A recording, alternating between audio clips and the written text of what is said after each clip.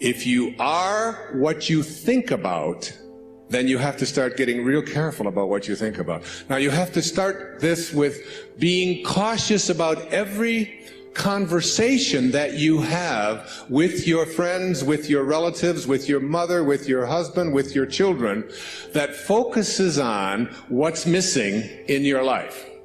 Because if you want to attract something into your life, something good, something grand, something godlike, something prosperous, something of well-being, health, whatever it might be, if you want to attract that into your life, but you're talking about what's missing and thinking about what's missing, and you understand that what you think about is what expands, you will continue to expand more of what's missing, and you'll continue to attract what's missing in your life. I never talk about what's missing in my life.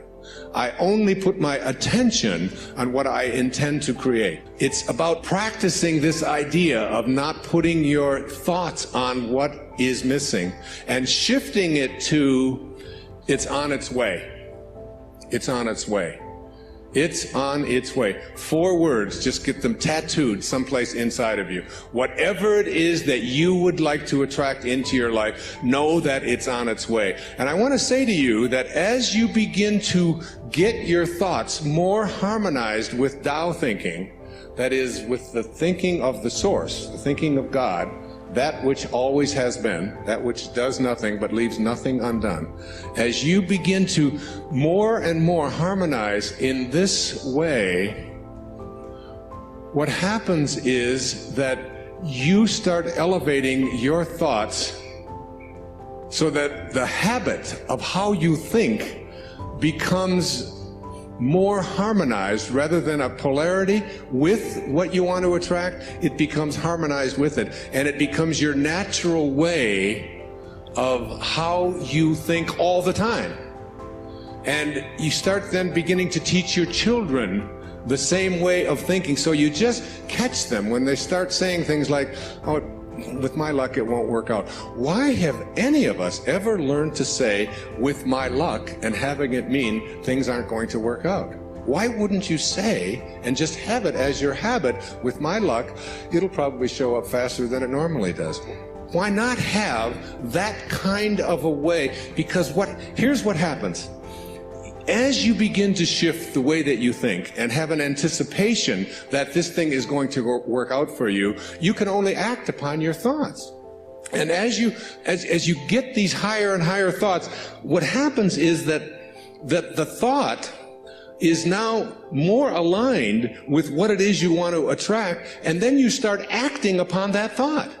And as you start acting upon the thought that it will work out, that it's probably on its way, you start to see how this whole system all works. In other words, call it the universe, whatever you want, begins to conspire with you.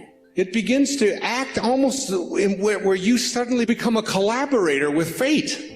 And instead of fate being something that just might or might not happen to you, you're in collaboration with what it is that you want to attract. People who feel strong, who don't feel that getting older means that I have to in any way decline any place, physically or mentally. Getting older has nothing to do with the concept of declining.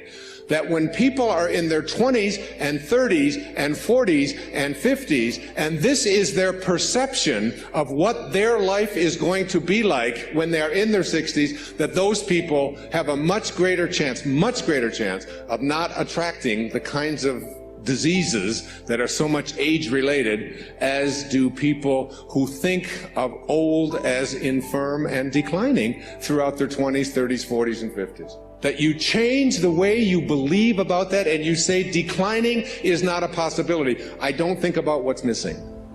You don't put your attention on what's missing. You don't tell other people about what's missing. And you don't tell other people about what you can't do and what isn't working and how terrible the world is. And you don't have to fill yourself with that kind of energy. So you don't put your thoughts on what's missing. You don't put your thoughts on what always has been. You don't put your thoughts on what others want for you, unless you want more of what others want for you to continue to show up into your life. So that if you're having conflicts with anybody that's out there, you don't have to put your attention on any thought that is out of harmony with the relationship that you would like to have. It doesn't have to be. You can have a love story replace a hate story by just changing your thoughts in any moment of your life.